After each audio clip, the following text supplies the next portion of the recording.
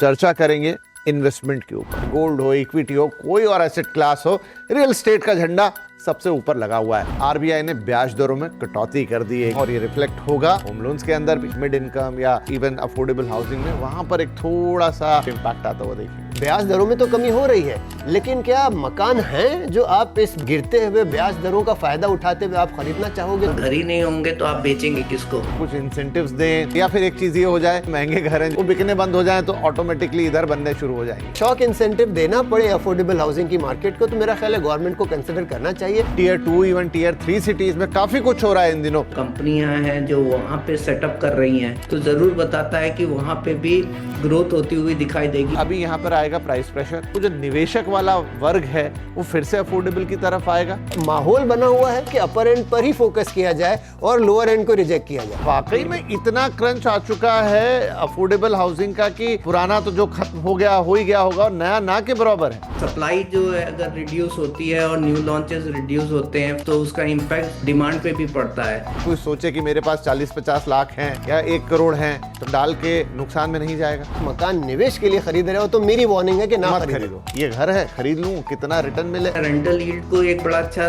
Benchmark मानता हूँ to ascertain that कि वो प्राइस प्रोडक्टिव है या नहीं। जो मकान है वो निवेश के लिए कोई जरिया नहीं है, टूल नहीं है, तो फिर क्या है? सबसे बेहतर निवेश जो है वो लैंड में है।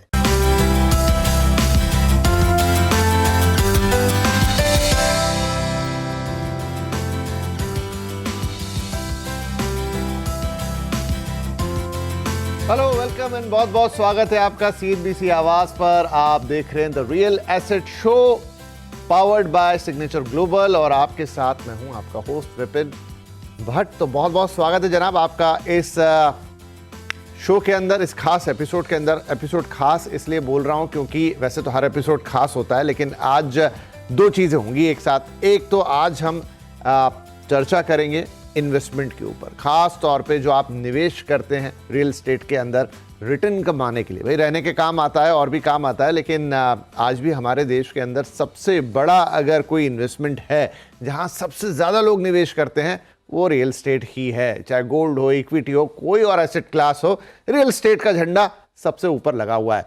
और साथ ही एक अच्छी खबर भी आ गई है, वो ये कि आरबीआई ने ब्याज दरों में कटौती कर दी है। एक बार फिर से 25 बेसिस पॉइंट की कटौती की है और रेपो रेट अब घट के 5.25% पर आ गया है, तो साल के अंदर तीसरी।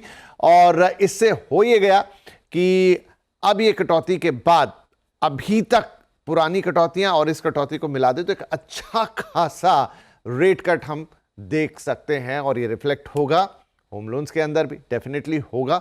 और 25 बेसिस पॉइंट का भी फर्क आता है क्योंकि होम लोन की राशि बहुत बड़ी होती है, बहुत सालों के लिए होती है, तो एक बहुत बड़ा अमाउंट होता है जो सेव होता है, तो उस पर भी बात होगी।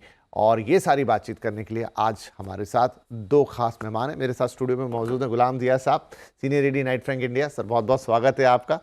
और साथ ही जुड़ गए हैं पंकज कपूर साहब, थोड़ा दूर बैठे हैं हमसे लेकिन हमारे दिलों के करीब है, एमडी लाइसेंस फॉर अस। बहुत बहुत स्वागत आपका भी। तो चलिए आप दोनों के साथ ही आज थोड़ा निवेश पे बात करेंगे रियल एस्टेट के अंदर। कुछ एक स्टैटिस्टिक्स है जिसे उसका आधार बनाएंगे, लेकिन फिलहाल जो सबसे लेटेस्ट बात है वो ये है कि रेट कट में हो गई कटौती। गुलाम साहब 25 बेसिस पॉइंट का रेट कट, अब 5.25% पे रेपो रेट आ गया। अच्छा खासा 1-1.25%, इनफैक्ट इसे मिला के शायद 1.5% हो जाएगा रेट कट अब आरबीआई कर चुकी 1 साल के अंदर। और ये रिफ्लेक्ट होगा हमारी ब्याज दरों में होम लोन की। आपको लगता है इससे थोड़ा सा एक बार फिर से जो घर खरीदार हैं, खास तौर पे शायद सस्ते घरों के खरीदार, क्योंकि उनको होम लोन की ज़रूरत पड़ती है मिड इनकम या इवन अफोर्डेबल हाउसिंग में, वहाँ पर एक थोड़ा सा एक चर्निंग होता हुआ हम देखेंगे, कोई इम्पैक्ट आता हुआ देखेंगे? बिल्कुल उम्मीद तो है कि इससे अफोर्डेबल हाउसिंग का जो सेक्टर है उसमें ग्रोथ होती हुई दिखाई दे। एक बात जो हमने नोट की है कि पिछले दिनों जब ब्याज दरें बिल्कुल पीक पर जा चुकी थीं, उस दौरान भी रियल एस्टेट मार्केट को कोई ख़ास फ़र्क नहीं पड़ा। हाँ, बिल्कुल। बल्कि दूसरी ओर ट्रांजैक्शन नंबर और बढ़े। तो ब्याज दरों के ऊंचे होते साथ रियल एस्टेट में ग्रोथ, ये एक अचंभित करने वाली बात रही। लेकिन उसका कारण यूं था कि जो लोग मकान उन दिनों ख़रीद रहे थे वो mid to upper end luxury, over luxury, premium apartment वाले, जिनका होम लोन पर डिपेंडेंस, जो होम लोन पर निर्भर नहीं करते। उसके बरखिलाफ जो lower end of the market है, अफोर्डेबल हाउसिंग या मास मार्केट अगर आप उसे कह लें, वहाँ पर कंटिन्यूस गिरावट आती चली जा रही है, नंबर ऑफ ट्रांजैक्शंस ड्रॉप होते चले आ रहे हैं। अब जब गवर्नमेंट ने वहाँ पर ब्याज दरों में कमी का इशारा देना शुरू किया है, मेरा ख्याल है कि अब ये इस सारे इम्पैक्ट को जब पूरी तरह से पास थ्रू किया जाएगा तो शायद हम 7% के आसपास ब्याज दर पर दोबारा आ जाएंगे। राइट। और जब हम इससे पहले हमने 6.5% का जो लोएस्ट ब्याज दर देखी, वो अब हमें बहुत करीब महसूस हो रही है। तो कहने का मतलब ये है कि अफोर्डेबल हाउसिंग के लिए ये एक बहुत अच्छा संकेत है। लेकिन इसका दूसरा पहलू है जो वो बहुत चिंताजनक है कि अगर ख़रीदार बाज़ार में आना शुरू कर दें, इस होम लोन की दरों में गिरावट का फ़ायदा उठाते हुए मकान ख़रीदने की आशा में अगर वो बाज़ार में आते हैं, तो उनको अफोर्डेबल हाउसिंग के मकान नहीं मिल रहे, क्योंकि हर वो डेवलपर जो पिछले कई सालों से अफोर्डेबल हाउसिंग को केटर करता था, वो यहाँ से पलायन कर चुका है, मिड टू अपर एंड पर वो फोकस कर रहा है। तो आज हमारे लिए चिंता का विषय ये होना चाहिए कि ब्याज दरों में तो कमी हो रही है, लेकिन क्या मकान हैं जो आप इस गिरते हुए ब्याज दरों का फायदा उठाते हुए आप खरीदना चाहोगे? तो मकान है, जिसका जवाब शायद बहुत ही भयानक है कि नहीं है। तो अब चिंता यह है कि एक तरफ तो ब्याज के दरों में कमी हो रही है, लेकिन सिंपल इकोनॉमिक्स कहती है कि अगर डिमांड बढ़ता है और सप्लाई कम है तो वहां पर प्रोडक्ट प्राइस बढ़ेगी, तो होम प्राइसेस के ऊपर आने की शंकाएं बढ़ रही हैं। और मुझे तकलीफ यही हो रही है कि अगर सामान या अगर मकान मार्केट में नहीं है तो उसकी वजह से जो अफोर्डेबल हाउसिंग के दरों में बढ़ोतरी होगी, उसको ये affordable home loan interest rate उसको कॉम्पेंसेट नहीं कर पाएंगे। तो आपने दो बातें कह दी कि एक तो अगर लोग आ भी जाएं सस्ते होम लोन के चलते तो उनके लिए घर कहाँ है, सप्लाई है नहीं, और दूसरी बात कि जब सप्लाई नहीं है और अगर डिमांड आ जाएगी तो प्राइस पे सीधा सीधा प्रेशर आएगा। ये दो इंपॉर्टेंट पॉइंट है, इस पे चर्चा करते हैं। पंकज जी, आपके विचार। अब होम लोन रेट कट आ गया है, ऑब्वियस सी बात है कि लोग उत्साहित होंगे, और हाँ, जैसा जिक्र किया गुलाम साहब ने कि वो 6.5% हमने कोविड काल में देखा था और लगभग उसके आसपास आके खड़ा हो गया 7% के आसपास। इस नई कटौती के बाद हमें बहुत सारे बैंकों की तरफ से वो एडवर्टाइज आते हुए दिखाई देने वाले हैं। देखिए, गुलाम ने सारे पॉइंट कवर कर दिए। सप्लाई साइड जो है वो इंटरवेंशन जरूरी है, क्योंकि सप्लाई कम होती चली जा रही है। अगर सप्लाई कम हो रही है तो सेल्स पे इम्पैक्ट होगा, क्योंकि आपके पास घर ही नहीं होंगे तो आप बेचेंगे किसको।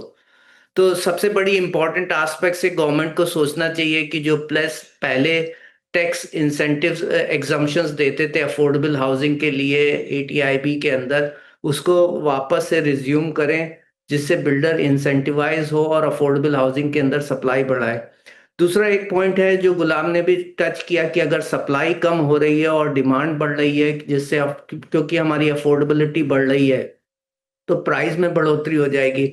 अगर आप पिछले 3 साल या 4 साल के मार्केट को देख लीजिए, तो जितना लग्जरी में प्राइस ग्रोथ नहीं हुआ है, उससे ज्यादा जो है अफोर्डेबल सेगमेंट के जो प्रोजेक्ट्स थे उसके अंदर प्राइस ग्रोथ हुआ है।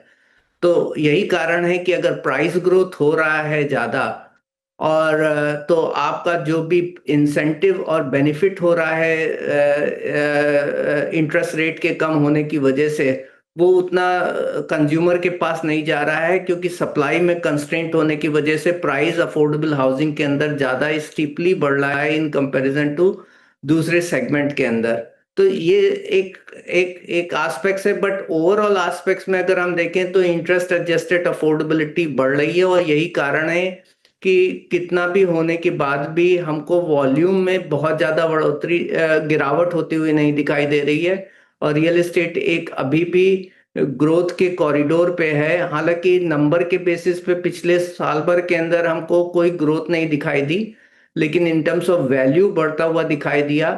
दूसरा एक एस्पेक्ट फर्दर है कि टायर 2 टायर 3 सिटीज मार्केट के अंदर उस तरीके की ग्रोथ नहीं हुई जितनी टीयर 1 जो टॉप 8 सिटीज हैं, जो major contributor of real estate है, तो वहां पे सप्लाई और सेल्स में जिस तरीके की बढ़ोतरी नहीं हुई हो गई है, उस तरीके की आपकी टायर 2 टायर 3 सिटीज में नहीं हुई है। वहां कंटिन्यूअस गिरावट आपकी सप्लाई में भी हो रही है और वॉल्यूम भी उस लेवल पे नहीं आए। एक वक्त पे ये करीब 30% ऑफ 75 सिटी के कंट्रीब्यूशन में टॉप 8 सिटीज का कंट्रीब्यूशन 70% होता था, अब वो बढ़कर के 80-81% हो गया, जबकि मार्केट ओवरऑल 2 टाइम्स बढ़ गया।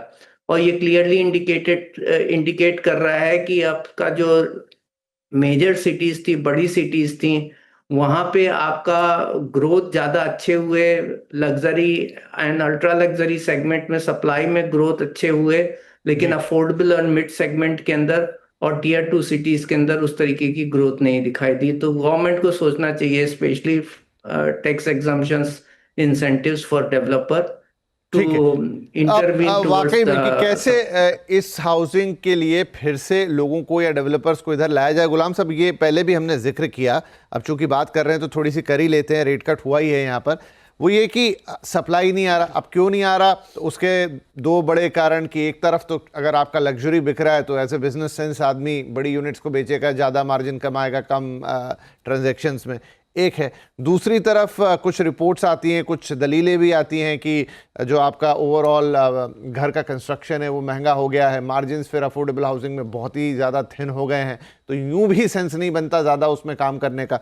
तो अब आपने खरीदने की क्षमता तो दे दी, डिमांड साइड को तो मजबूत कर दिया, तो क्या जो पंकज जी बता रहे हैं कि कुछ इंसेंटिव्स दें तो वहाँ पर लोग उतर के आएँ, उनको लगे कि थोड़ा बेनिफिशियल है काम करने का, या कैसे करेंगे, या डिमांड इतनी ज़्यादा वहाँ आ जाए, या फिर एक चीज़ ये हो जाए कि ये जो महंगे घर हैं जो अभी हम बात भी कर रहे हैं कि थोड़ा स्लो डाउन आ रहा है, स्लो, वो बिकने बंद हो जाएं तो ऑटोमेटिकली इधर बनने शुरू हो जाएंगे, क्या होगा? देखिए, ये जो मार्केट रियलिटीज़ हैं वो तो बिल्कुल अपना रोल प्ले करेंगी ही, क्योंकि यही सारे डेवलपर जिस समय लग्जरी मकानों की बिक्री बहुत ही कम हो चुकी थी, उस समय ये सारे लोग अफोर्डेबल हाउसिंग को केटर कर ही रहे थे। तो ये तो वक्त वक्त की बात है, जैसे इकोनॉमी चेंज होती है वैसे ये इनकी स्ट्रेटजीज भी चेंज होती हैं, इसमें कोई गलत बात नहीं है, क्योंकि अल्टीमेटली वो वहाँ बिजनेस के लिए बैठे हैं। तो ये पहली जो पॉसिबिलिटी जिसका आपने जिक्र किया वो बहुत साफ तौर से दिखाई दे रही है कि अगर वो अपर एंड में मार्केट थोड़ी क्रंच होती है, थोड़ा दिक्कतें उन्हें वहाँ आती हैं, सप्लाई ज़्यादा हो जाती है, ग्रोथ नहीं हो रही है, तो जाहिर सी बात है वो अफोर्डेबल हाउसिंग की ओर ज़रूर रुझान उनका दोबारा बरकरार होगा। और दूसरी ओर अगर हम फोकस करें इंसेंटिव्स पर, देखिए पिछले 2.5-3 साल से गवर्नमेंट ने कई सारे इंसेंटिव्स दिए हैं। मैं जिक्र करना चाहूँगा प्रधानमंत्री आवास योजना 2.0 जो आज से तकरीबन 2 साल हो चले हैं, जो पूरी तरह से ऑपरेशनल है और ओरिजिनल वर्जन का बेहतर वर्जन 2.0 के तहत लाया गया है, और उसमें कई सारी सुविधाएं सप्लाई साइड को दी गई हैं। ओके। तो बिल्कुल ये समझ लेना कि सप्लाई साइड के ओर से गवर्नमेंट ने मुंह फेर लिया है अफोर्डेबल हाउसिंग की, वो गलत है, वो कहना गलत होगा।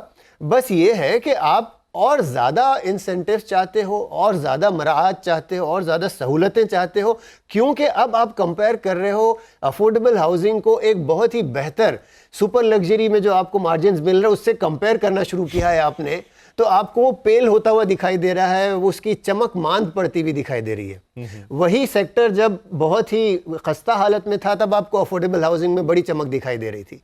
तो अब ये तो है ही है, जैसा मैं हमेशा कहता हूं कि डेवलपर लॉबी हमेशा मांगा करती है कि कुछ ना कुछ और दे दीजिए ताकि इस कारोबार को बेहतर बनाया जा सके। और चलिए ठीक है, अगर आपको चंद एक फैसिलिटीज़ या सहूलतें मिल रही हैं ताकि आपका रुझान दोबारा इस तरफ आ जाए, उसमें कोई दिक्कत नहीं है। क्योंकि मुझे भी याद है कि कोविड के बाद जब सबसे पहले मुंबई में मार्केट ने ग्रोथ दिखाई थी, उस समय स्टैम्प ड्यूटी कट आया था। बिल्कुल। तो एक तरह से इसे हम कहते हैं कि एक मोटिवेटर आप शुरू कर देते हो, उससे इकोनॉमिक साइकिल रवाना हो जाता है, उसके बाद आपको इंसेंटिव देने की ज़रूरत नहीं है। तो इस तरह के शॉर्ट टर्म अगर कोई शॉक इंसेंटिव, हम इसे कहते हैं शॉक इंसेंटिव, अगर शॉक इंसेंटिव देना पड़े अफोर्डेबल हाउसिंग की मार्केट को, तो मेरा ख्याल है गवर्नमेंट को कंसिडर करना चाहिए। उसके बरखिलाफ मैं समझता हूँ गवर्नमेंट ने इनफ एंड मोर किया है इस सेक्टर के लिए, और ज़्यादा आउट ऑफ द वे जाके करने की कोई ख़ास ज़रूरत नहीं है। ठीक है। पंकज साहब, क्योंकि डेटा रहता है आपके पास, तो ये बड़े 7-8 शहरों की बात तो हम थोड़ी अलग रखें, क्योंकि यहाँ पर वो एपिटाइट भी है कि वो बड़े मकान बिक जाते हैं, लेकिन ये कहानी बाकी शहरों की नहीं हो सकती। लेकिन अब तो रियल एस्टेट में, जैसा आपने खुद ने भी कहा कि टीयर 2 इवन टीयर 3 सिटीज़ में काफ़ी कुछ हो रहा है इन दिनों, और वहाँ पे घर बनेंगे और जिस तरह के घर बनेंगे तो शायद वो अफोर्डेबल या क्लोज टू अफोर्डेबल हाउसिंग आ भी जाए उस ब्रैकेट में। क्या वहाँ पर एक डिमांड आती हुई हमें दिखाई देगी, नए डेवलपर जाते हुए दिखाई देंगे, घर बनते हुए दिखाई देंगे, क्योंकि अब इंटरेस्ट रेट वापस से कोविड काल के आसपास आने वाला है? देखिए, होना जरूरी है। और कई कारणों से मे बी इकोनॉमिक ग्रोथ जो है वो टीयर 1 सिटीज में ज्यादा हुई, तो वहाँ पे बिल्डर्स को के पास अपॉर्चुनिटी थी। और सिटी की पॉपुलेशंस और माइग्रेशन सबसे ज्यादा बड़ी सिटीज में होता है, इसके लिए डिमांड सबसे ज्यादा वहाँ पे होती है। बट जिस तरीके का इकोनॉमिक डिस्पर्शन हो रहा है, जिस तरीके के स्मॉलर सिटीज के अंदर जॉब के एवेन्यूज बन रहे हैं और जो कंपनियां हैं जो वहाँ पे सेटअप कर रही हैं, तो जरूर बताता है कि वहाँ पे भी ग्रोथ होती हुई दिखाई देगी। बेसिकली इस वक्त का रियल एस्टेट मार्केट काफी हद तक स्क्यूड है, and it should get map to the distributions of the demand और पॉपुलेशन डेमोग्राफिक। तो मुझे ये लगता है कि जो लग्जरी हाउसिंग की तरफ हमने रुझान देखा कोविड के बाद, और उसके 2-3 रीजन थे कि 2016 से 2021 के तक जो है ना, लग्जरी हाउसिंग की इन्वेंट्री वैसे ही पड़ी थी, प्राइस एप्रिसिएशन नहीं हो रहा था, तो टाइम एंड प्राइस करेक्शन हो गया था। 20 या 21 में प्राइस करेक्शन हुआ तो एक वैल्यू बनी हुई थी, और बहुत सारी अपग्रेडेशन डिमांड हुई कि जो लोग छोटे घरों में रह रहे थे वो कोविड के बाद उनकी इच्छा हुई कि बड़े घर में और बेटर लोकेशन में शिफ्ट हों। एक एक वैल्यू एसेट्स अवेलेबल थे, तो उसमें तेजी होती हुई दिखाई दी और ये चलता रहा। लेकिन उसके बाद का जो पीरियड 2022, 23, 24 के पीरियड में जिस तरीके के न्यू लॉन्चेस और सप्लाई और सेल्स दिख रही हैं, ये मुझे पूरी तरीके से जेन्युइन एंड यूजर मार्केट नहीं लग रहा है। इसके अंदर इन्वेस्टर का पार्टिसिपेशन बढ़ गया है। आज के दिन लग्जरी हाउसिंग के प्रोजेक्ट जब लॉन्च हो रहे हैं तो उसको आप ग्लोबली बेच रहे हैं, रेदर देन उस सिटी के लोगों की डिमांड को कैटर कर रहे हैं। और जिस तरीके के प्राइस ग्रोथ आपको दिखाई दे रहे हैं, आज मुंबई के अंदर भी अगर हम देख लीजिए, एवरेज प्राइस ग्रोथ जो है 3 से 4% की YOY बेसिस के ऊपर दिखाई दे रही है प्रोजेक्ट टू प्रोजेक्ट लेवल पे। तो मुझे नहीं लगता कि इन्वेस्टर लॉन्ग टर्म तक इसमें इंटरेस्ट रखेंगे। और जो डेमोग्राफिक का जो डिस्ट्रीब्यूशन है डिमांड और सप्लाई को, उस तरीके से मैप होते हुए आपको आगे चल करके दिखाई देगा। और टीयर 2 टीयर 3 सिटीज के अंदर भी मुझे काफी हद तक, टीयर 2 तो मैं नहीं बोलूंगा, लेकिन सिटीज लाइक हैदराबाद हो गए, गुजरात हो गई, वहां पे भी लग्जरी हाउसिंग की बहुत ज्यादा सप्लाई दिख रही है। तो यहाँ पे मुझे लग रहा है कि हमने कोविड के बाद जो एब्जॉर्प्शन की वजह से सप्लाई खत्म हो गई थी उसका रीप्लेनिशमेंट देखा है। लेकिन कुछ हद तक हमने हर्ड मेंटेलिटीज भी देखी हैं जहाँ बिल्डर ये सोच रहे हैं कि ये डिमांड कंटिन्यू करेगी। अगर आप इन्वेस्टर का पार्टिसिपेशन हटा दें तो मुझे थोड़ा सा रिस्क होता हुआ दिखाई दे रहा है सेगमेंट के ठीक है। अंदर।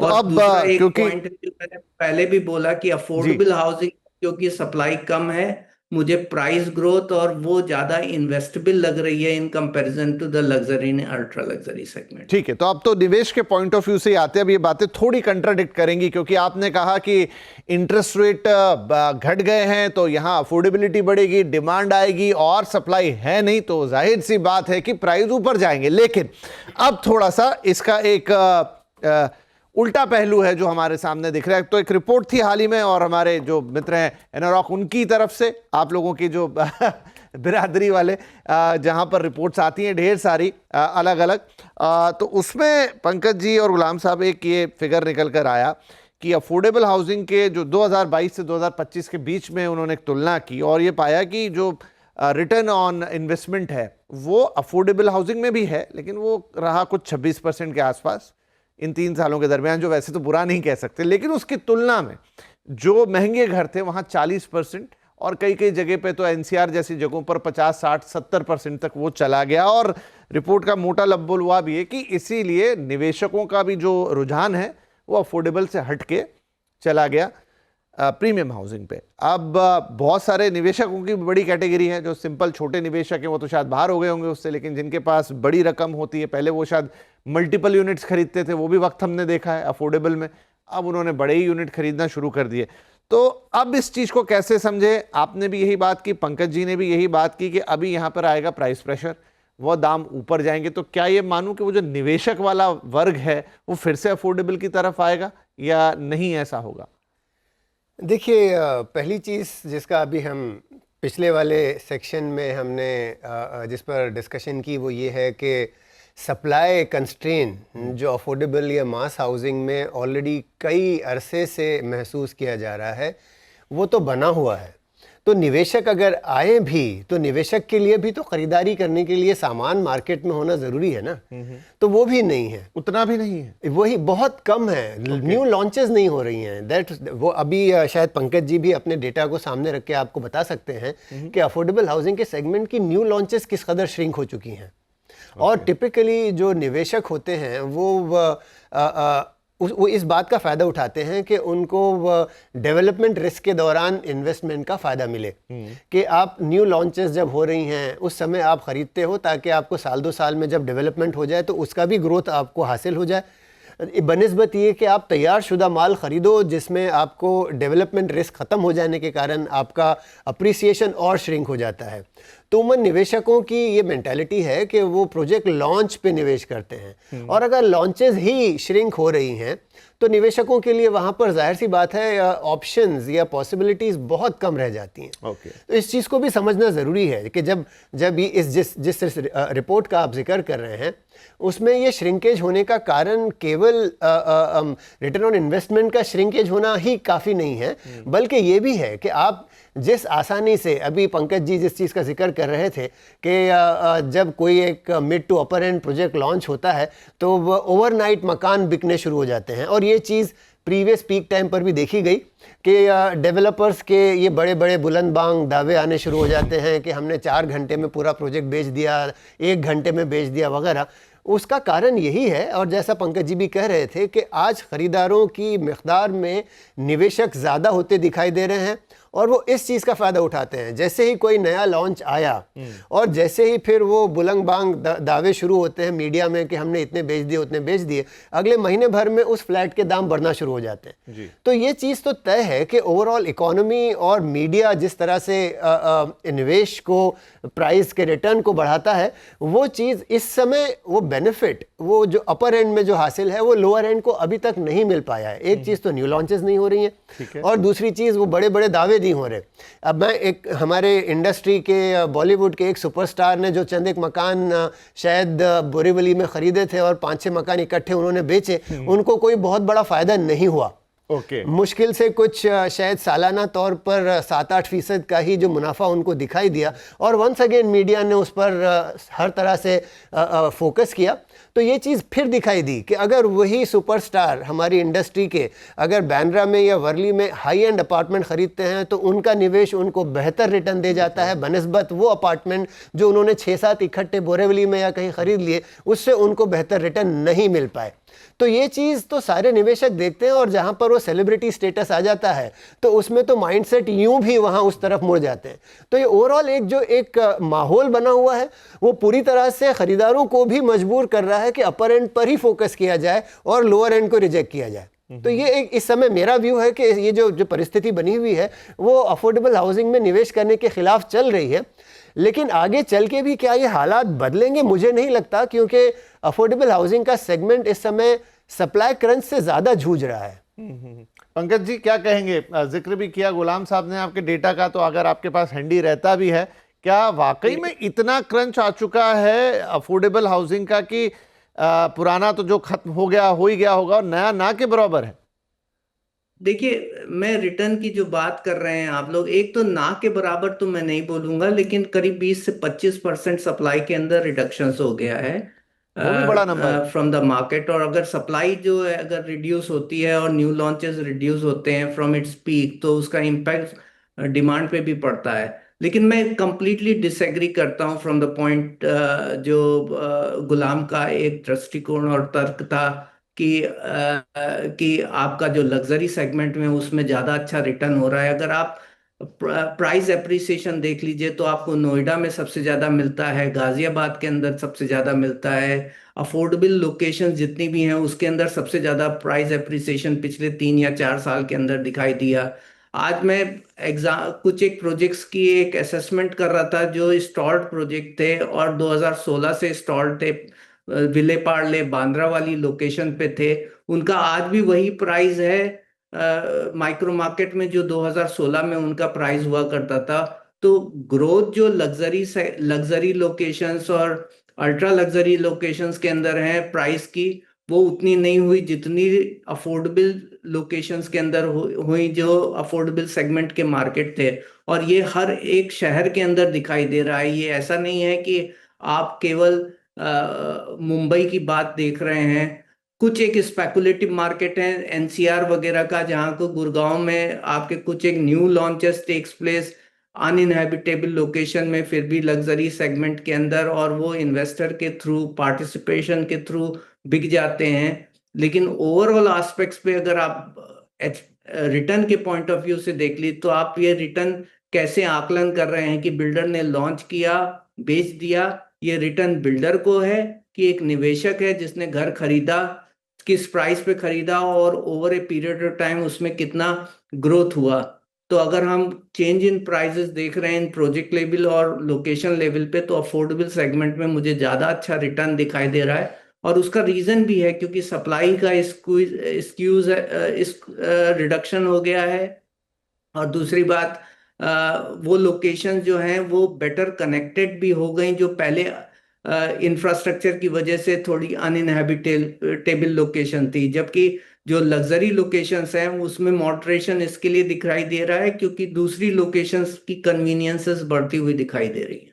तो पंकज जी, चूंकि ये बिल्कुल अब विरोधाभासी बातें हो जाएंगी, गुलाम साहब का एक्सप्लेनेशन है कि इस रिपोर्ट का मैंने जिक्र किया और एक आपने अपना दृष्टिकोण दिया, थोड़ा डीप डाइव करना पड़ेगा। तो आपने एक तो नोएडा का नाम लिया, फरीदाबाद, गाजियाबाद, इनके नाम लिए, लेकिन क्या ये तस्वीर हर जगह है? अगर मैं बड़े 7-8 शहर ही पकड़ लूं, अभी नहीं जा रहे हैं टियर 2 और टियर 3 में टिपिकली, आप वसई विरार की बात कर लीजिए, आप बदलापुर की बात कर लीजिए, आप उरन की बात कर लीजिए, आप पेन की बात कर लीजिए, आप चंडीगढ़ की बात कर लीजिए, आप लखनऊ की बात कर लीजिए, आप इंदौर की बात कर लीजिए। जिस हिसाब से प्राइस ग्रोथ इन सारी छोटी छोटी शहरों में हुए, उस हिसाब से उतना तो प्राइस पंकज ग्रोथ जी नहीं ये हुआ। तो एक अगर आप पॉकेट बांद्रा समझ आ गई, लेकिन जो हमारे स्टैंडर्ड 7 बड़े शहर हैं, क्योंकि रिपोर्ट थोड़ा उसके इर्द गिर्द बात करती है, उसी कॉन्टेक्स्ट में मैंने गुलाम जी से सवाल पूछा था, शायद उनका जवाब भी उसी कॉन्टेक्स्ट में था। तो उन 7-8 शहरों में, including Mumbai, not MMR but Mumbai, Delhi only, या उसमें आप गुरुग्राम इंक्लूड कर सकते हो, हैदराबाद, चेन्नई, कोलकाता, जो स्टैंडर्ड 7 या 8 शहर हम पकड़ते हैं,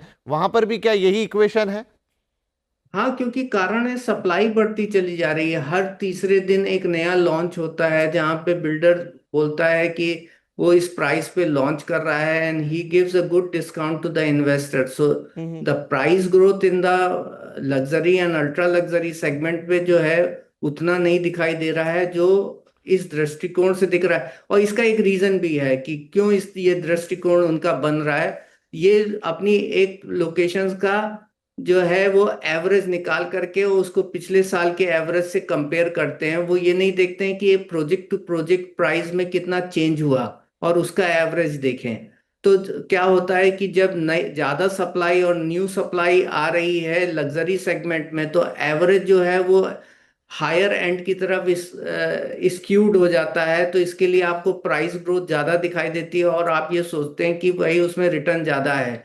लेकिन आप सेम प्रोजेक्ट्स में कितना प्राइस एप्रिसिएशन हो रहा है, अगर हम इस तरीके से उसका आकलन करेंगे तो हमें ये जरूर दिखाई देता है जो अफोर्डेबल और मिड सेगमेंट में जितनी प्राइस ग्रोथ है उतनी प्राइस ठीक है, ग्रोथ गॉट योर आपको पॉइंट सर। लग्जरी अल्ट्रा तो लग्जरी गुलाम साहब इसको कैसे समझे कि ये देखने का दृष्टिकोण है, गणित का हेर फेर है, कैसे इस बात को, कि पंकज जी जो कह रहे हैं वो बिल्कुल फिर एक अलग दृष्टिकोण वाली बात कह रहे हैं? मैं पंकज जी की बात से पूरी तरह से सहमत नहीं होते हुए भी वो जो कह रहे हैं स्टैटिस्टिक्स को, और स्टैटिस्टिक्स ऐसी चीज़ है जिसको आप अपने फ़ायदे के लिए आप किसी तरह भी मोड़ तोड़कर पेश कर सकते हो।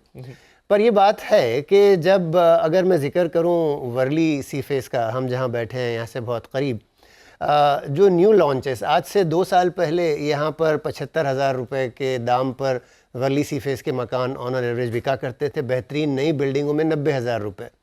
लेकिन पिछले 1.5 साल में वही रेट्स 75-90 हज़ार के बरखिलाफ जब नए लॉन्चेस हुए, उन नए लॉन्चेस में 2 लाख से ऊपर के रेट आ गए। तो अब अगर आप इस चीज़ को अपने स्टैटिस्टिक्स में ऐड कर लो कि इससे पहले जो अपार्टमेंट 2 साल पहले बिक रहे थे वो शायद 1 लाख से नीचे के थे, और अब जो आ गया उसमें चंद एक प्रोजेक्ट जो 2 लाख के ऊपर के आ गए हैं, तो आपको एक ग्रोथ नंबर दिखाई देगा जो बहुत ज़्यादा आकर्षित करेगा आपको वर्ली सीफेस की तरफ जी। लेकिन उसी वर्ली सीफेस, और ये चीज़ है ओवर आर्चिंग, जो अगर आप ऑन द टॉप अगर डेटा का जिक्र करें तो आपको ये पिक्चर दर्शाता है। पर जैसा पंकज जी डीप डाइव कर रहे हैं, हर प्रोजेक्ट टू प्रोजेक्ट की बात कर रहे हैं, तो ये हम इसे बीकन अप्रोच कहते हैं कि सेम प्रोजेक्ट का over a period of time कैसे ग्रोथ हुआ वो देखें, तो वो एक अलग पिक्चर डेफिनेटली दर्शाता है। क्योंकि उसी माइक्रो मार्केट में अगर आप पुराने जो अपार्टमेंट्स हैं, फॉर एग्जांपल 360 वेस्ट जो आपका ऑलरेडी अवेलेबल है, अगर आप उसकी तरफ ध्यान दें तो वहाँ पर ग्रोथ उतना 100% 2 साल में नहीं दिखाई दिया। वो पहले भी 80,000 90,000 के आसपास बिकते थे, अब भी शायद लाख सवा लाख। तो फिर वो जैसा पंकज जी कह रहे हैं, उसी प्रोजेक्ट का ग्रोथ जो है वो शायद 7-8% के ऊपर सालाना दर पे नहीं बढ़ जाएगा। लेकिन अगर आप एवरेज आउट करते हो, पूरे लोकेशन का जिक्र करते हो, तो आपको ये चीज़ दिखती है कि इस लोकेशन में साल भर पहले 75,000 था, अब 2 लाख हो गया। तो ये जो एवरेजेस हैं वो बहुत सारी चीज़ें ढाक लेते हैं, और पंकज जी की कोशिश वही है कि उन एवरेजेस को थोड़ी देर हटाएं, आंखों पर बंधी हुई पट्टी हटाएं और उसका एक्चुअल दृश्य है जो वो दिखाएं। तो उनका एफर्ट मैं अप्रिशिएट करता हूं। तो ये भी है कि एक तरफ जो एनारॉक का अप्रोच, जिस रिपोर्ट का आज हम जिक्र कर रहे हैं, वो आपको एवरेजेस दिखा रहा है, टॉप व्यू दिखा रहा है, लेकिन डिटेलिंग। और वंस अगेन जो थोड़ी देर पहले मैं कह रहा था कि निवेशक का टिपिकल अप्रोच यही होता है कि दे गेट स्वेड बाय जो इस तरह की लार्जर पिक्चर देख के वो अपना निवेश का डिसीजन बना लेते हैं।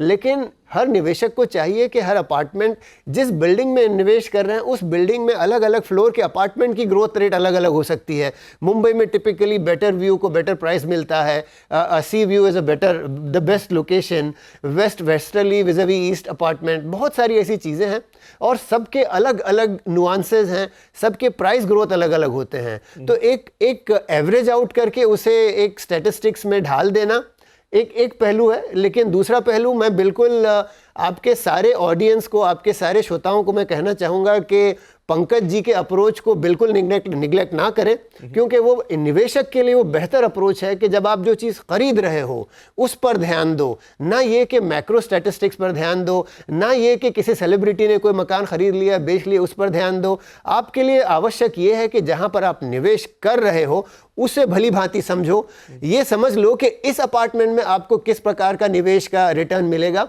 उसे समझना बस बहुत ज़रूरी है, बनिस्बत इसके कि किसी ओवर आर्चिंग एक व्यू को देख के उसमें आपने निवेश कर लिया, नुकसान उठा सकते हो।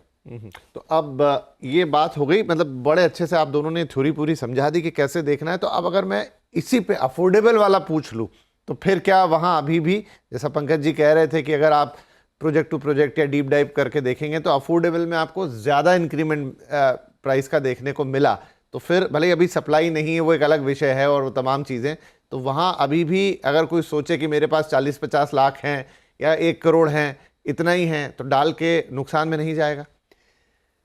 देखिए, अब मैं आना चाहता हूँ मेरे फ़लसफ़े पर, जो मैं हमेशा लोगों से कहता हूँ कि मकानों में निवेश कभी ना करें। अगर आपके पास 50 लाख रुपए हैं तो आप उसे किसी और जगह लगाएं। अगर आप मकान रहायश के लिए चाहते हो तो निवेश के लिए ना बल्कि रहायश के लिए चाहते हो तो आप बिल्कुल ख़रीद लें। नुकसान तो कभी नहीं होगा, क्योंकि रियल एस्टेट मार्केट में आपको प्राइस ऐसे गिरता हुआ दिखाई नहीं देता। नुकसान से मेरा था कंपैरेटिवली, मतलब आपको एक जगह रिटर्न मिल रहा है 50 रुपए का और एक जगह 20 रुपए का, तो आपका मन करता है 50 वाला ले लें, वैसा। तो उस सबसे पहले मैं उसी चीज़ को डिमोलिश करना चाह रहा हूँ कि भाई आप सबसे पहले तो ये समझें कि अगर आप मकान निवेश के लिए खरीद रहे हो तो मेरी वार्निंग है कि ना खरीदो। ओके।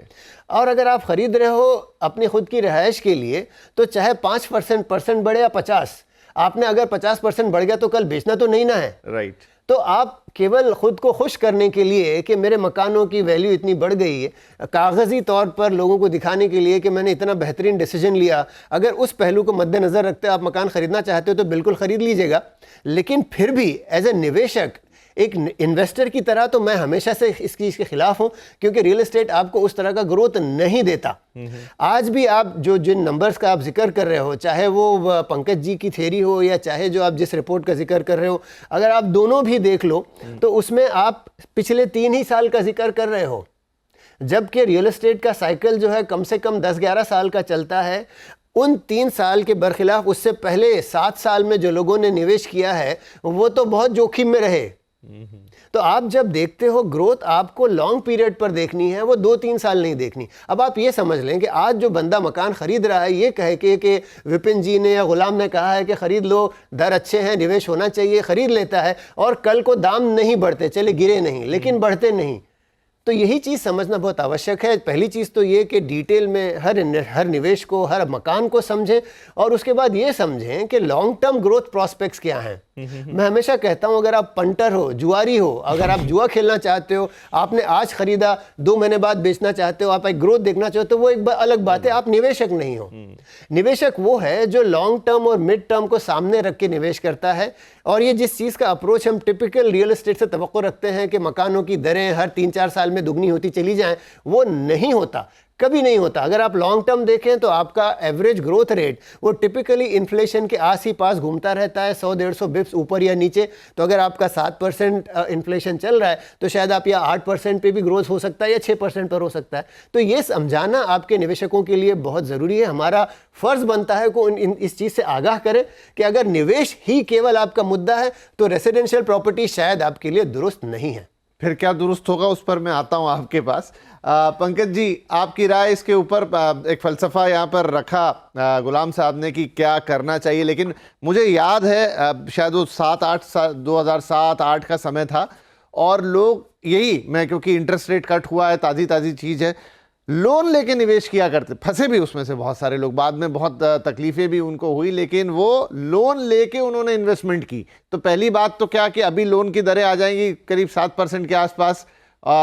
और भी बैंक अगर आपके क्रेडिट रिकॉर्ड को देख के कह दे कि चलिए मैं 6.5 दे दूं, ये दे दूं, तो बहुत लुक्रेटिव हो जाएगा वो सारा कुछ। बहुत सारे लोगों के मन में फिर आएगा कि लोन लेके, क्योंकि ऐसी भी थ्योरियां लोग गिनाते हैं, देखिए बैंक का पैसा है, ये ब्याज आपको सरकार दे रही है, सरकार का पैसे पे 6.5% पे आप 12.5% कमा लोगे। ऐसी भी बड़े सारे थ्योरियां और आजकल, और उसमें फिर आपको वो इनकम टैक्स के बेनिफिट का भी हवाला दे देंगे कि आप उससे और 2-3% और गिरेगा। हाँ। तो आप 6% पे ले होते 2% इनकम टैक्स का बेनिफिट मिलेगा, आपको 4% पे मिल जाएगा। ये सारी चीजें आएंगी, अब वो थ्योरी चलेंगी। आपका क्या राय है इस पर? देखिए, अगर मैं कंप्लीटली एग्री करता हूं कि अगर आप लॉन्ग टर्म के पॉइंट ऑफ व्यू से ले रहे हैं, चाहे वो निवेश के पॉइंट ऑफ व्यू से भी कर रहे हैं, कि आज आप खरीद रहे हैं, लोन लेके खरीद रहे हैं, बट लोन आप ऐसा ना कीजिए कि आप लोन ये सोचें कि लोन मैंने ले लिया, मेरी कैपेबिलिटी नहीं है उस लोन की, मैं उसे सर्विस तभी कर पाऊंगा, 2 साल तक सर्विस कर पाऊंगा, उसके बाद बेच के निकल जाऊंगा। वो गलत अप्रोच होगी। मैं ये कह रहा हूँ कि क्योंकि रेंटल यील्ड भी बढ़ गई है सारे शहरों के अंदर। अगर आप देखिए, मुंबई जैसे शहर में भी 4% की एवरेज रेंटल यील्ड आ रही है, दूसरे शहरों में भी ये 4-5%, 3% के लेवल पे चल रही है। तो रेजिडेंशियल रियल एस्टेट में अगर रेंटल यील्ड बढ़ रही है तो मतलब प्राइस में प्रोडक्टिविटी है। I am talking about specially affordable and mid segment के अंदर जो है रेंटल यील्ड जो है वो अच्छी हो गई है। तो और दूसरा एक एस्पेक्ट है कि जिस तरीके के इंफ्रास्ट्रक्चर के डेवलपमेंट हो रहे हैं, उससे जो मिड और अफोर्डेबल हाउसिंग की जो लोकेशन है उसमें कन्वीनियंस बढ़ रही है, तो उसका भी इम्पैक्ट आपको प्राइस ग्रोथ में दिखेगा। तो अगर रेंटल यील्ड अच्छी है एक प्रॉपर्टी की तो आप जरूर खरीद दीजिए। अब 2007 का आपने एग्जाम्पल दिया, 2007 में रेंटल यील्ड 1% से नीचे थी, फिर भी लोग बाग ये करते थे कि प्राइस में स्पेकुलेटिव एप्रिसिएशन हो रहा है तो इसमें पैसा डालते चले जाओ, वो वहां पे फंस गए। लेकिन आज के दिन मार्केट वो कंपैरेटिव में सेम नहीं है, क्योंकि आज का मार्केट है जहाँ पे कैपिटल वैल्यू उस हिसाब से अप्रिशिएट नहीं हुई जिस हिसाब से रेंटल एप्रिसिएशन हुए हैं। तो और रेंटल जो है वो इनकम जनरेटिंग कैपेबिलिटी उस लोकेशन की बताते हैं। अगर वहाँ पे रेंटेबल लोकेशन है, रेंटल यील्ड अच्छी है, तो आपका निवेश जो है खराब नहीं होगा। लेकिन मैं फिर भी हिदायत जरूर दूंगा कि ऐसा ना कीजिए कि आप घर खरीद रहे हैं, एक शॉर्ट टर्म के लिए खरीद रहे हैं। अगर आप लॉन्ग टर्म रेंटल की ऑप्शंस के पॉइंट ऑफ व्यू से घर खरीद करके उसमें निवेश करते हैं तो आपका रिटर्न मिलेगा। और ऐसी लोकेशन रखिए जो इन्वेस्टेबल हो, जहाँ पे रेंटल यील्ड अच्छी है और इंफ्रास्ट्रक्चर की डेवलपमेंट की ग्रोथ की वजह से ग्रोथ के प्रोस्पेक्ट्स भी अच्छे हैं। तो गुलाम साहब, थोड़ा सा पर्सपेक्टिव में समझता हूँ इसको कि जब हम इस बात को समझते हैं कि सालाना 6-7% का ही रिटर्न आता है रियल एस्टेट से, और ये कई बार कई रिपोर्ट्स में भी जिक्र होता है, बहुत हुआ तो वो 10% या 11% कभी कभी कहीं देखने को मिल जाता है। एक दौर हमने देखा वो 2005 से 2008-9 वाला, जब लोगों को उस तरह के नंबर्स मिले, और शायद उसी समय से ये हो गया कि वो जिसे आप ट्रेडर कह रहे हैं उस तरह से लोगों ने घुसना शुरू कर दिया कि बस अभी खरीद लेता हूँ, 3-4 साल में पैसा डबल, लोन पे ले लूँ, ये कर लूँ, वो कर लूँ। तो कहीं ना कहीं तो ये चीज़ें हुई होंगी, तभी वो थ्योरीज बनी या लोगों को लगा कि हाँ ऐसा करना चाहिए। तो क्या वो एग्जाम्पल गलत सेट हो गए, हुआ क्या उस समय, या गलतियाँ हो गई जो अभी तक लोगों, क्योंकि आज भी मैं कहूँ जो हमारा शो है जिसमें आप भी कई बार शिरकत करते हैं, प्रॉपर्टी गुरु, उसमें हर दूसरा सवाल आजकल ऐसा ही आता है कि ये घर है, खरीद लूं, कितना रिटर्न मिले। अच्छा, पंकज जी भी कुछ कहना चाह रहे, ठीक है बोलिए। इस शो में ऐसे हाथ उठा के इंटरवेंशन रेयर ही होता है, पर अच्छा लगा, बोलिए, बताइए। नहीं, मैं इसके लिए बोला क्योंकि आप किस वक्त पे खरीद रहे हैं और उस वक्त मार्केट की प्रोडक्टिविटी और प्राइस की प्रोडक्टिविटी कैसी है। तो अगर आपने 6-7% की जो ग्रोथ की बात की, तो अगर आप 2008 से देखेंगे तो शायद आपको 6% दिखाई देगा, लेकिन अगर आप 2005 से ग्रोथ देखेंगे तो आपको 11% दिखाई देगा। आप 2009 से देखेंगे, जब प्राइस में प्रोडक्टिविटी आ गई, तो आपको 11 या 12% दिखाई देगा। तो ये पॉइंट ऑफ व्यू है, ऐसा नहीं है कि 5 से 6% जो है वो साइक्लिक चलता रहता है। ये आपको दिखाई देता है कि आप एंटर तब कीजिए और उस जगह पे उस प्रोडक्ट में निवेश कीजिए जिसमें प्राइस की प्रोडक्टिविटी है। और यही कारण है कि मैं रेंटल यील्ड को एक बड़ा अच्छा बेंचमार्क मानता हूं टू असर्टेन दैट कि वो प्राइस प्रोडक्टिव है या नहीं प्रोडक्टिव है। अगर लोकेशन है जहां पे 1% 2% का रेंटल यील्ड है, दैट मीन्स कैपिटल वैल्यू जो है वो डिस्प्रोपोर्शनेटली हाई है। लेकिन अगर आप एक लोकेशन है जहां पे 5%, 5.5%, 4% का रेंटल यील्ड है, अगर रियल एस्टेट के अंदर 3.5% के ऊपर का रेंटल यील्ड एक लोकेशन में आ रहा है और एक प्रॉपर्टी में आ रहा है, तो उसकी प्राइस की प्रोडक्टिविटी बनी होती है, उसमें प्राइस करेक्शन रिस्क नहीं होता। तो उसमें आपका भाव के गिरने की प्रोबेबिलिटीज बहुत कम होती है, तो आपका निवेश गलत नहीं होगा। जी जी, ठीक है मुराद साहब। जिस चीज़ को प्राइस प्रोडक्टिविटी का नाम दिया है हम पंकज जी ने, उसको मैं सरल अल्फाज में बताने की कोशिश करूंगा, क्योंकि कुछ ऐसी टर्म्स हैं जो शायद सारे श्रोताओं तक पूरी तरह नहीं पहुंच पाती होंगी। तो सबसे पहले तो मैं जिक्र करना चाहूँगा साइक्लिसिटी का, जिसका पंकज जी भी कह रहे थे। 2005, 2007, 2011, 2012 उन्होंने अलग अलग पीरियड्स का जिक्र किया कि आप मार्केट में एंटर कब किए। तो ये चीज़ समझना भी आवश्यक है। जैसा मैंने पहले सरसरी तौर पे बताया था कि उमूमन प्रॉपर्टी साइकिल 10-11 साल के आसपास का होता है, और उसमें पूरी तरह से एक गिरावट भी होती है और एक पूरा पीक भी आता है, तब जाके एक मुकम्मल साइकिल है। तो जैसा पंकज जी कह रहे थे, आप किस समय एंटर कर रहे हो वो मैटर करता है। और वही चीज़ है कि अगर आपने मान लें जब दाम बिल्कुल लोएस्ट एप पर हों, सबसे कम रहे हों, तब आपने एंटर किया हो, तो जाहिर सी बात है आपको ग्रोथ प्रोस्पेक्ट बेटर हैं, आपको बेटर ग्रोथ मिलेगा, बिकॉज आपकी एंट्री लेवल बहुत लो रहा है।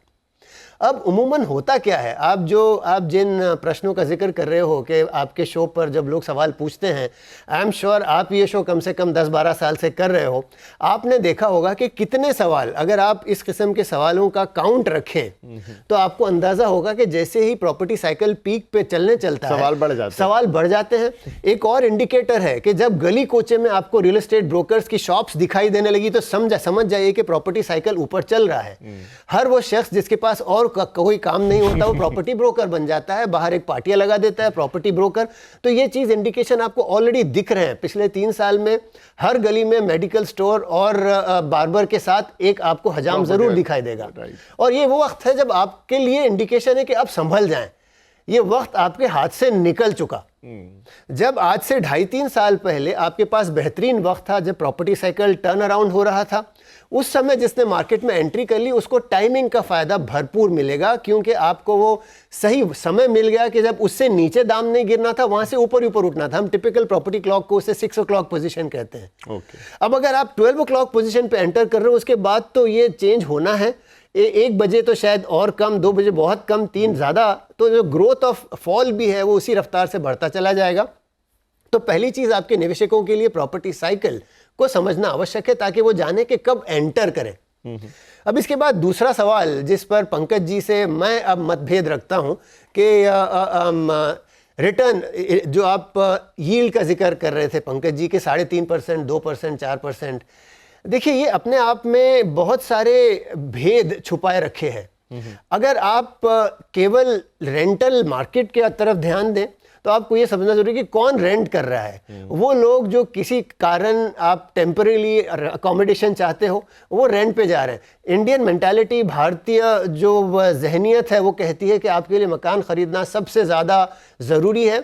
आपकी ज़िंदगी का एकमेव दृश्य ये है कि आप एक मकान के मालिक बन जाएं।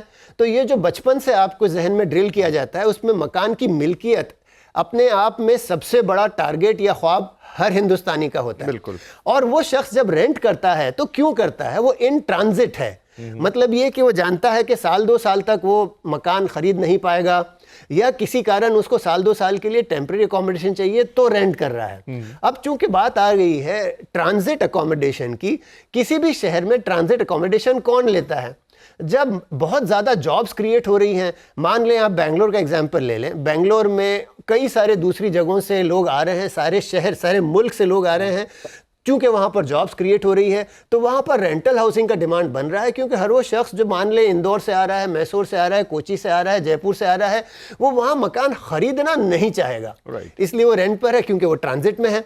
और वैसे में जब रेंट का डिमांड ग्रो हो रहा है तो उसका कैपिटल वैल्यू से डेफिनेट रिलेशन हो ये ज़रूरी नहीं है। अब मैं उसको अगेन आपको समझाने की कोशिश करूंगा। इस समय आइए मुंबई का जिक्र करते हैं। मुंबई में पिछले 3 साल से रीडेवलपमेंट की एक वेव चली है, एक लहर उठी है। और इस वेव के कारण तकरीबन ख़ास तौर से वेस्टर्न सबर्ब्स जहाँ पर सबसे ज़्यादा इसका असर देखा गया है, इसके कारण कई लोग अपने मकान की चाबियाँ डेवलपर के हाथ सौंप कर 3 साल, 4 साल, 5 साल के लिए कहीं मकान रेंट कर रहे हैं।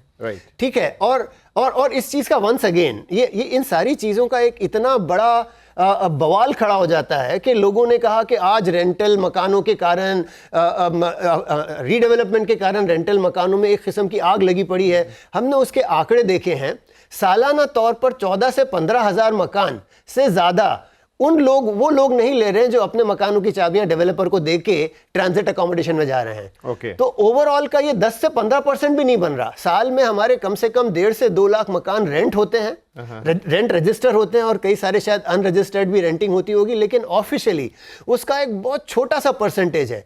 लेकिन मीडिया और ये पर्सपेक्टिव क्रिएट हो गया कि ये रेंटल मार्केट में आग लगी हुई है, सारे लोग आ रहे हैं। और ये बात हकीकत है कि वो लोग जो अपना मकान रीडेवलपमेंट में देके रेंटल मार्केट में एंटर कर रहे हैं, ये वो है जिनके पास डीप पॉकेट्स हैं, क्योंकि उन्होंने डेवलपर्स को आर्म ट्विस्ट करके इतने बड़े बड़े रेंट के नाम पर इतना बड़ा अमाउंट ले लिया है कि अब वो आ रहे हैं। मान लीजिए आप आए हो इंदौर से, मैं आया हूँ कहीं और से, हम एक मकान में रेंट लेके पिछले 10 साल से रह रहे हैं। हमारा मकान मालिक कहता है कि आप अब तक मुझे 50,000 दे रहे थे, कोई शख्स आया जो 75 देने को तैयार है। क्यों? क्योंकि उसके पास डेवलपर का दिया हुआ का अमाउंट है जिसको वो मार्केट में लगाना चाह रहा है। तो ये बात तो तय है कि मुंबई की जो रेंटल मार्केट है उसमें जो आर्टिफिशियल उभार आया है उसका कारण यह है कि यहां पर रीडेवलपमेंट की एक वेव बनी हुई है। अब क्या हम उसके सामने हम कैपिटल वैल्यूज को अंकित करने चलेंगे कि इसी के हिसाब से उसे भी चलना चाहिए? यहां पर वो नाता टूट जाता है। जो आइडियल फिलॉसफी जिसका जिक्र कर रहे हैं, जो इकोनॉमिक रूल्स जिसका जिक्र पंकज जी कर रहे हैं, वो कई जगह टूट जाता है, जिसका एग्जाम्पल मुंबई है इस समय। तो केवल इसलिए कि आपका रेंटल यील्ड बढ़ गया है, आप ये कहना चाहें कि ये बेहतर मार्केट है आपके लिए निवेश करने का, मैं इससे बिल्कुल इत्तेफाक नहीं रखता। क्या अगर इसी मुद्दे को, अगर इसी आर्ग्यूमेंट को लेकर आप ये कहें कि आपको वेस्टर्न सबर्ब्स में भर भर के मकान खरीदने चाहिए, मैं बिल्कुल नहीं कहता, बिल्कुल गलत चीज़ है, क्योंकि वहाँ पर उतना प्रॉपर्टी प्राइस में ग्रोथ होता हुआ नहीं दिखेगा। क्योंकि आज से 3 साल बाद, 4 साल बाद जब वो सारे मकान जिनका रीडेवलपमेंट चल रहा है वो सारी चाबियाँ उनको मिल जाएंगी, तो यहाँ पर दोबारा एक बहरान आ जाएगा जहाँ पर कोई मकान रेंट पे रहने वाला बचेगा नहीं। दोबारा आप 1.5-2% की रेंटल यील्ड पे चले जाओगे। तो ये कुछ ऐसी चीजें हैं जिन फैक्टर्स का अगेन, चूंकि अब आज आपके इस शो पे हम हर चीज को डिटेल में डिस्कस कर रहे हैं, तो इस चीज के भी डिटेल में जाना जरूरी है।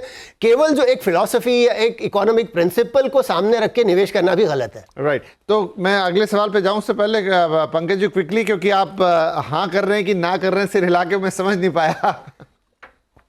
देखिए, जो तर्क दिया गुलाम ने उस तर्क के अंदर उन्होंने केवल उसका नॉमिनेटर देखा, डिनोमिनेटर नहीं देखा। तो अगर आप देखें कि रेंटल यील्ड इंप्रूव हो गई, रेंटल रीडेवलपमेंट की डिमांड ऐड हुई, माइग्रेशंस की डिमांड ऐड हुई, सब कुछ हुई, लेकिन साथ में जो है कैपिटल वैल्यू में उतना एप्रिसिएशन नहीं हुआ। इसके लिए आपको यील्ड में बढ़ोतरी होती हुई दिखाई दे रही। और मेरा ये देखा हुआ और पक्का जो है एक यार्डस्टिक रहा है कि अगर आपकी लोकेशन या तो वो ऐसी है कि अनइनहैबिटेबल है, तो वहां पे कोई आके रहेगा नहीं, तो वहां रेंटल यील्ड आपकी कम होगी। और या फिर कैपिटल वैल्यू बहुत ज़्यादा एप्रिशिएट हो गई है और लोग बाग उतना पैसा देना नहीं चाहते, इसके लिए आपकी रेंटल यील्ड जो है वो कम होगी। लेकिन अगर ओवरऑल मार्केट के अंदर अगर रेंटल एप्रिसिएशन हो रहा है, और Mumbai can be little bit aberration, but Mumbai के अंदर आप वेस्टर्न सबब की ये बात नहीं है, ये ओवरऑल मार्केट की बात है। हमने करीब 1900 बिल्डिंग के अंदर एनालिसिस की, spread across entire MMR regions, and we have seen most of the locations के अंदर जो है रेंटल यील्ड के अंदर एप्रिसिएशन हुआ। और इसका रीजन यही है कि कैपिटल वैल्यू में उतना एप्रिसिएशन नहीं हुआ जितना रेंटल में एप्रिसिएशन हुआ। तो ये जो गुलाम ने मुझको समझ जो गया मैं है आपकी बात। वो मुझे अमिताभ बच्चन की एक पिक्चर का सीन याद आ गया जिसमें वो पूछते हैं, शायद कोर्ट का एक सीन है कि छोटे मियाँ उनकी हाइट कितनी थी। अब अमिताभ ऐसे ही वहां पहुंच जाते हैं गवाही देने, तो बोलते हैं इतनी थी। तो आपको पता है कि छोटे मियाँ कौन है? शायद एक मुर्गा या कुछ। तो बोले जज साहब मैंने दूसरा हाथ तो अभी लगाया नहीं नीचे। तो वो डिनोमिनेटर से मुझे वो वाली चीज याद आ गई। बहरहाल ठीक है, ये बड़ी एक गहरी डिबेट है। आप इसमें काफ़ी सारा स्टैटिस्टिक्स, काफ़ी सारा इकोनॉमिक्स है। मुझे लगता है कि ये एक घंटे में बिल्कुल जिससे हम किसी निष्कर्ष में पहुंचे वो संभव नहीं है। लेकिन गुलाम साहब, दर्शक अब आपने चूंकि जिक्र छेड़ दिया था, तो डेफिनेटली एक जवाब का तो इंतजार कर रहे होंगे इस शो के अंदर। वो है, आपने कहा कि आपके हिसाब से बिल्कुल भी जो मकान है वो निवेश के लिए कोई जरिया नहीं है, टूल नहीं है। तो फिर क्या है? मतलब अगर मैं रियल एस्टेट में ही पूछूं, रियल एस्टेट के अंदर कोई निवेश ही करना चाहे, क्योंकि ऑन पेपर ऑन रिकॉर्ड आज भी हमारे देश का सबसे बड़ा जो सबसे चहेता निवेश है वो रियल एस्टेट ही है। हाँ बिल्कुल। और ये जो आप कह रहे हो, पहली चीज़ अगेन, हम उमूमन ये इतने बड़े बड़े ओवर आर्चिंग या ऊपर टॉप लेवल के स्टेटमेंट बनाए चले जाते हैं कि 55 से 60% लोगों का निवेश मकान में है, फिर 10-15% गोल्ड में है, वगैरह वगैरह। ये सबका कारण सबसे बड़ा ये है कि स्टॉक एक्सचेंज या इक्विटी मार्केट्स का एक्सपोजर भारत में बहुत कम है। और दूसरा आपने जो बात कही कि जज्बात है हमारे यहाँ घर खरीदना, बिल्कुल। तो आपको पैदा होते ही आपको घुट्टी में पिलाया जाता है कि आपके लिए मकान खरीदना आपकी जिंदगी का वाहिद मुद्दा है कि आप मरने से पहले एक मकान जरूर खरीद लीजिएगा। वही शख्स बचपन से उसको ये नहीं बताया जाता कि भाई आप इन्वेस्ट करो, इक्विटी में करो या अपने आप में करो, वो सारी चीजें नहीं समझाई जाती। तो ये हमारा मसला ये है कि रियल एस्टेट को हमने एक बहुत ही ज्यादा ग्लैमरस इन्वेस्टमेंट के तौर पर बना रखा है, और उस ग्लैमर को तोड़ना बहुत आवश्यक है। वरना आज भी हम उसी एक वर्ल्ड जैसा एक चक्रव्यूह में उसमें फंसे रहेंगे। उससे बाहर निकलना, मैं चाहता हूं कि आपके निवेशक सोचें जरूर कि इस चक्रव्यूह से बाहर निकलने का क्या रास्ता है। निवेशक तो पता नहीं सोचेंगे कि नहीं सोचेंगे, हमें स्पॉन्सर जरूर सोच लेंगे कि इनके प्रोग्राम से बाहर निकलो। लेकिन फिर भी अगर मैं रियल एस्टेट को ही पकड़ूं, तो चलिए मकान नहीं, लेकिन अलग अलग चीजें होती हैं, दुकान होती है, लैंड होती है। कुछ अगर किसी का मन ही है कि मैं रियल एस्टेट को ही अपनी एसेट क्लास बनाऊं, तो उस लिहाज से कोई देखिए, सबसे बेहतर निवेश जो है वो लैंड में है, क्योंकि एक्चुअल रियल एसेट वही है, लैंड है, जिस पर पंकज जी भी कह रहे हैं कि अगर आपने सही जगह पर खरीदी, जहां पर फ्यूचर में निवेश होगा, इन्वेस्टमेंट होगा, इंफ्रास्ट्रक्चर होगा, जॉब क्रिएशन होगा, तो उसका सबसे ज़्यादा फायदा आपको लैंड से होता है। जैसे ही आपने कोई एक एसेट बना दिया, उसकी यूटिलिटी डिफाइन हो गई। अगर केवल लैंड है तो आप वहाँ मकान बना सकते हो, दुकान बना सकते हो, दफ्तर बना सकते हो, कोई भी चीज़, आपके पास ऑप्शंस अनलिमिटेड हैं। जैसे आपने मकान ले लिया, मकान के लिए या तो आप रेंटल यील्ड करोगे या बंद करोगे रखोगे, इंतजार करोगे कब प्राइस अप्रिशिएट होंगे तब बेचोगे। लेकिन इसके बरखिलाफ दुकानों में काफ़ी बेहतर आपको रिटर्न मिलता दिखाई देगा, क्योंकि आपकी रेंटल यील्ड, चूंकि अब रेंटल यील्ड का भी जिक्र चल ही रहा था, रेंटल यील्ड दुकानों की मकान से कम दुगना से तिगुना होती है। ये तो तय है, और पंकज जी भी दोबारा इस चीज़ पर दोबारा अपना टिप्पणी कर सकते हैं कि जब आप दुकान लेते हो, शॉप लेते हो, तो आपका रिटर्न उसमें बेहतर है। ना दफ्तर मकान के अलावा अगर आप दफ्तरों की बात करें, दफातर की बात करें, ऑफिसेज, ये बदकिस्मती से इतने बड़े बड़े बनने लगे हैं कि छोटे निवेशकों को उसमें दफ्तर के एसेट क्लास में निवेश करने का ऑप्शन तकरीबन ख़त्म हो चुका है, अनलेस आप कोई छोटे स्मॉल शहरों में हो। बड़े शहर का निवेशक अगर ऑफिस में निवेश करना चाहता है तो उसके लिए ऑप्शन है रीट के, real estate investment trust open हो चुका है जो आजकल ट्रेड हो रहे हैं। वो एक अच्छा ऑप्शन है क्योंकि कोई एक्सपर्ट्स उसे मैनेज कर रहे हैं, बरखिलाफ इसके कि आप जो खुद को एक्सपर्ट समझते हो, आप अपने निवेश को खुद मैनेज करना चाहते हो, कोई और शख्स आपकी जिम्मेदारी अपने कंधे पे लिए हुए है, आपको बेहतर रिटर्न दे रहा है, वो रीट्स है। अभी एसएम रीट भी सेबी ने ओपन कर दिया है और कोई ऑप्शंस ओपन हुए हैं। या फिर इक्विटी, आप किसी डेवलपर से बहुत संतुष्ट हो कि ये अच्छा डेवलपर है, आप इस डेवलपर में निवेश करोगे तो आपको उसके स्टॉक में अच्छा रिटर्न मिलेगा। तो रियल एस्टेट में ऑप्शन और हैं। केवल मकान खरीद लेना सबसे सादा सरल उपाय दिखता है, लेकिन उसके रिटर्न्स सबसे कम हैं। तो मैं तो हमेशा, जैसा आपने कहा, पहली चीज़ ये कि मकानों में निवेश के लिए इन्वेस्ट के लिए बिल्कुल सामने ना आए। अगर रियल एस्टेट में ही निवेश करना चाहते हो तो और भी ऑप्शंस है। लैंड खरीदेगा, और लैंड भी वो नहीं जो डेवलपर आपको एज अ बिल्ड कम्युनिटी दे रहा है, क्योंकि वहाँ डेवलपर ने लास्ट ड्रॉप, उसका उस प्रोजेक्ट का लास्ट ड्रॉप चूस लिया है, आपको फिर एक लैंड दे रहा है इन अ टाउनशिप। अगेन उसका भी कोई ज़्यादा बेनिफिट नहीं है। रॉ लैंड, जिसमें फ्यूचर में बहुत सारे डेवलपमेंट्स हो सकते हैं, इस किस्म के लैंड को या फिर दुकान खरीदें या फिर रीट्स लें या एसएम रीट्स हैं। तो इस तरह के ऑप्शंस हैं, मकान तो बिल्कुल नहीं। चलिए, मुझे लग रहा है पंकज जी कुछ कहना चाह रहे हैं, लेकिन पंकज जी अब वो आपको अपनी बात कहने के लिए स्टूडियो आना पड़ेगा। आज आप हमारे साथ यहाँ नहीं बैठे हुए हैं, और ये तो अब थोड़ा सा सिलसिला बन गया है शो के अंदर कि हम हर शो के अंत में एक अगला शो अनाउंस करते हैं। तो बड़ा मजा आया आज की बातचीत में, लेकिन मुझे ये भी लग रहा है कि real estate as an investment एक प्रॉपर गाइड जरूरी है, एक डीप डाइव जरूरी है कि समझिए। पहले करना है तो बिल्कुल करेंगे ही करेंगे, होता ही आया है, आगे भी होता रहेगा, लेकिन उसको समझ लेना बहुत जरूरी है। सिर्फ सही बात है कि ऊपर ऊपर से एक जरिया बनाए या सिर्फ एक थोड़ा सा इमोशनल एक वो है, वो एक उसका अलग एस्पेक्ट है। लेकिन जो भी निवेश करें समझ के कैसे करें, अंडरस्टैंड करके। बहुत सारा डिवीजन है with in the real estate, जैसे गुलाम साहब ने अभी बताया। तो एक शो अनाउंस कर देते हैं। पंकज जी स्टूडियो में आप आमंत्रित होंगे, गुलाम साहब होंगे, तीनों यहाँ बैठेंगे, बढ़िया खूब सारा स्टैटिस्टिक्स लेके बैठेंगे, पोथी पन्ने ग्राफिक सब होंगे। 1 घंटे की जगह शायद 2 घंटे बात करनी पड़ जाए, करेंगे, लेकिन एक कंप्लीट गाइड बनाएंगे दर्शकों के लिए। आज के लिए आप दोनों को मैं धन्यवाद कहूंगा फिलहाल के लिए, क्योंकि समय समाप्त हो गया है। एक सीरीज कर लेंगे इसके ऊपर इन्वेस्टमेंट की, लेकिन आज की बातचीत में भी बहुत मजा आया और दर्शकों के लिए बहुत सारे टेक अवेज आज के इस शो में है।